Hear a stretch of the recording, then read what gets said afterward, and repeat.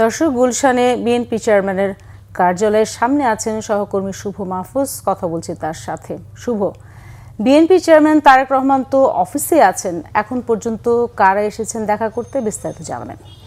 রওশন, আপনি জানেন যে বিএনপি চেয়ারম্যান তারেক রহমান আজকে ঠিক দুপুর 12টার দিকেই গুলশানের এই দলীয় কার্যালয়ে এসেছেন এবং তিনি এখানে আসার পরেই দলের যে নিয়মিত কার্যক্রমগুলো সেগুলো পরিচালনা করছেন।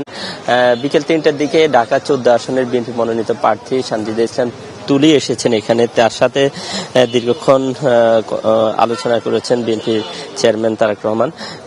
তুলি এরপর এখান বিএনপি চেয়ারম্যানের সাথে কথা বলে এসে গণমাধ্যমের সাথে কথা বলেছেন। তিনি যেটি জানিয়েছেন যে জনাব তারেক রহমান তাদেরকে পরামর্শ দিয়েছেন যে কিভাবে জনগণের জন্য আসন্ন নির্বাচনে বিজয়ী হওয়া যায় এবং যতগুলো আসন রয়েছে যেসব আসনে বিএনপির বিদ্রোহী প্রার্থী আছে তাদেরকে কিভাবে ম্যানেজ করা যায় এবং বিএনপির ওইসব আসনের সিনিয়র যেসব নেতারা আছে তাদের সাথে কথা বলে কিভাবে দানের শীষকে বিজয়ী করা যায়, কিভাবে সবাইকে সাথে সমন্বয় করা যায়, জনগণের আস্থার জায়গাটা নিয়ে আসা যায়, ভোটগুলো যাতে জনগণ ধানের শীষে দেয়, সেই বিষয়গুলো আলোচনা করেছেন এবং জনগণের কাছে যেতে, জনগণেরকে সহজ করে নিতে বা জনগণকে আকৃষ্ট করতে যে ধরনের পদক্ষেপগুলো নেওয়ার দরকার সেই ধরনের পদক্ষেপগুলো নেয়ার পরামর্শ দিয়েছেন দলের চেয়ারম্যান জনাব তারেক রহমান।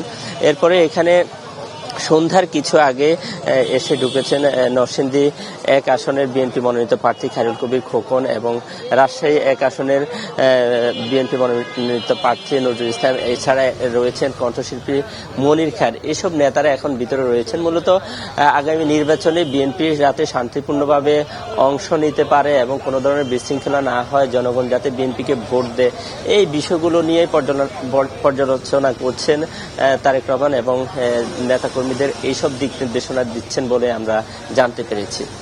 রওশন, ধন্যবাদ শুভ মাহফুজ। দর্শক, বিএনপি চেয়ারম্যানের কার্যালয়ের সামনে থেকে জানাচ্ছিলেন সহকর্মী শুভ মাহফুজ।